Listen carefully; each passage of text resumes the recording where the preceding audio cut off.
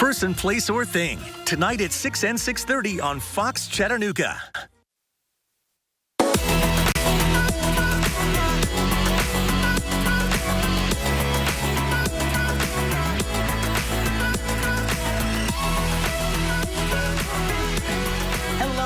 Thanks for being here with us on Our Chattanooga, where we share everything authentic, relevant, and community-driven. I'm Dane Wormlinger. And I'm Hannah Ferreira. Today's Monday, September 23rd. Can you believe it, Dane? We are already in the first official full day of fall. It does not feel like it in the slightest, in my opinion. I wish the temperatures would start to fall just a little bit, because right now it's not feeling that way. It's still feeling very humid and gross, muggy this morning. Let's hand things over to meteorologist Ryan Gold, because hopefully we can start to see those temperatures start to decrease soon.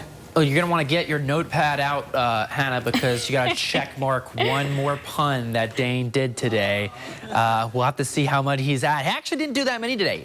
But here we've got a lot of mugginess, and that's something that we're going to have to deal with for these next few days. 72 degrees is what we're at now. A little sunny out there. A lot of sunshine in some parts, cloudy in others. But it's just very muggy and very uncomfortable. Now, the dew point is something that I talk about all the time in the morning these last few days. And lately it's been around low 60s, upper 50s. But now we're in the upper 60s for this dew point, meaning muggy, sticky, and disgusting. And you don't want that in your fall. You never want that in your fall. But the moisture that creates the humidity is laying the groundwork for future good that we need, and that's going to be the rain. But it's also making temperatures a lot warmer. We're in the low 90s by 2 o'clock. We're going to be in the mid-90s to low 90s. It's just not a fall day out there. Honestly, if you step foot outside, what'd you say, June, maybe July? That's not September, like not late September, almost October. I thought we were done with all those words you were saying, the sticky, the muggy, the gross, disgusting. We're not done. We will be. No. We will be eventually once we get further into October, but we got to just get the last bits of summer left. All of my pumpkins I just bought are not going to like this right now. Not going to like it. Nope.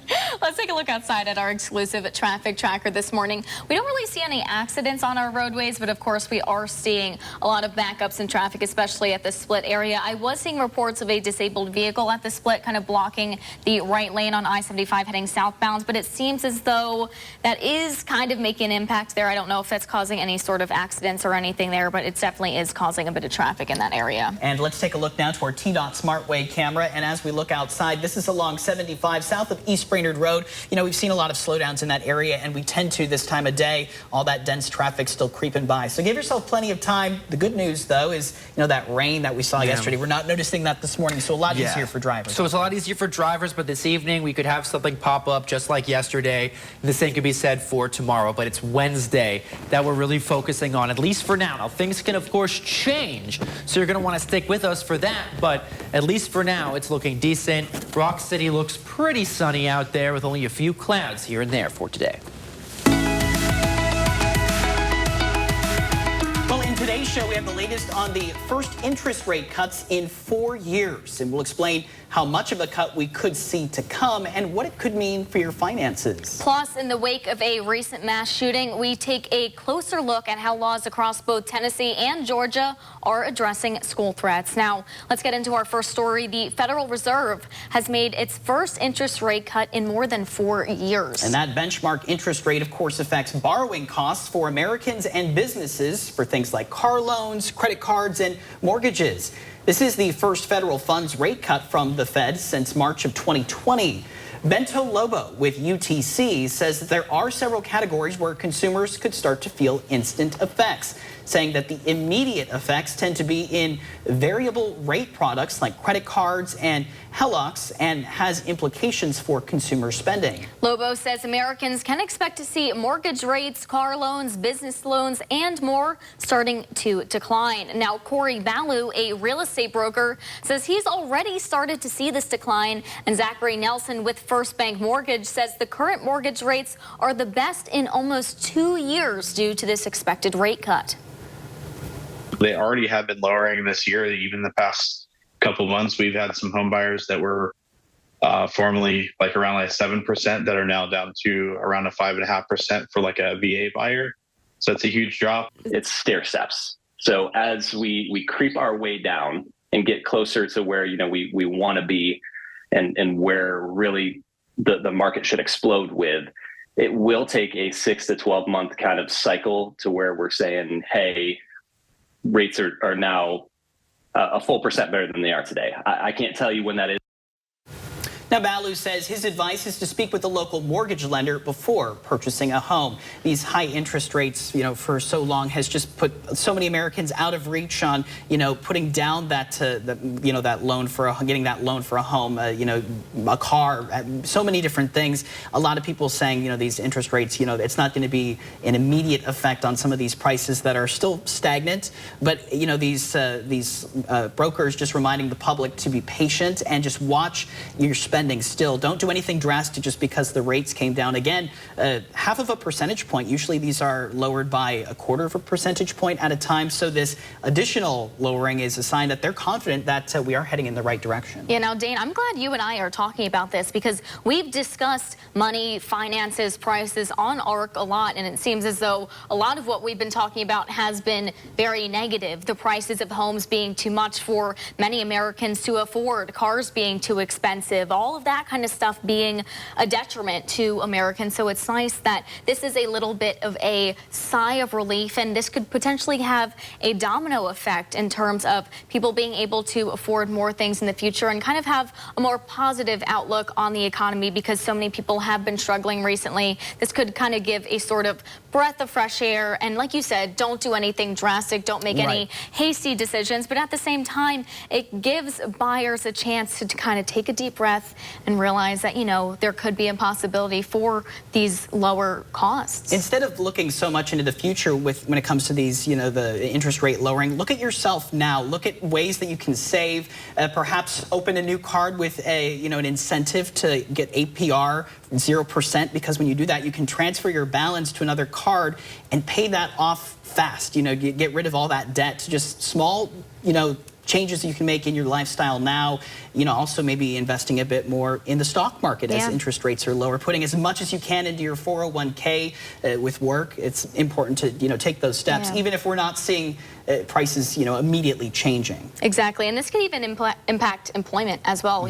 More businesses might be encouraged to hire more workers now. More people could have the chance to have a job and be employed who weren't previously. All lots to consider. Of course, we'll continue to follow that. Meanwhile, let's get to our next topic here. Schools in both Tennessee and Georgia have been on edge after a recent shooting in Winder, Georgia, and also a series of threats made against local schools. Now, that's despite several changes in Tennessee laws in the months leading up to the start of school. One of the most notable was a law that upped the charge for making threats against a school from a misdemeanor to a felony. So we asked the Catoosa County Sheriff, how does this compare with Georgia? There hasn't necessarily been something like that in Georgia, but if it's a threat, we take it seriously and we charge with zero tolerance. Some parents are being charged, and I think that's becoming a norm, and that you're going to have to take responsibility for your children. Now, as of July, Tennessee has that in common with Georgia, as judges in Tennessee are now allowed to give fines to parents for their child's criminal activity. Now, Dane, this kind of makes sense because as much as the children could be doing these awful acts or saying these awful things, they're not 18 yet. It could be that parents' responsibility to sit down their kids. You and I, again, have talked about this a lot on ARC. Sit down with their kids and say, hey, this is something you shouldn't be doing. This is something that's not a joke. You shouldn't be joking about. So it is kind of up to these parents to have these talks with their children. Now, when we do talk about the parents' culpability, locking up firearms, keeping them out of reach of kids if they're unsupervised and not using those, for, recreational hunting purposes, just keeping them away, that access, making sure you have those open discussions with your kids about the appropriate use of those and why you should be so safe around weapons. We have been seeing so many threats. It's not even just, actual, threats. It's those non-credible threats that police are constantly being drawn to right now. Kids in school making, what they think is a joke, obviously not.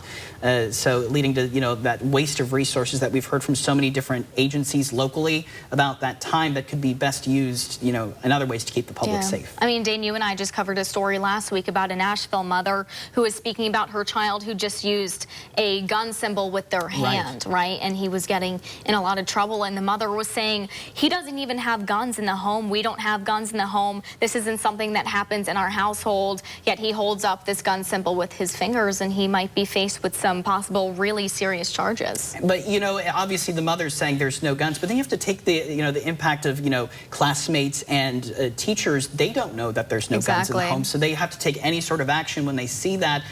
As, you know, we've seen those threats. It's hard to just, you know, pick and choose which ones need to be reported. If they can all be reported, perhaps that'll help encourage other kids to lay off what they think is a joke. And it's tough, too, with all of these recent threats we've been seeing. I mean, even just more than 30 in Hamilton County alone.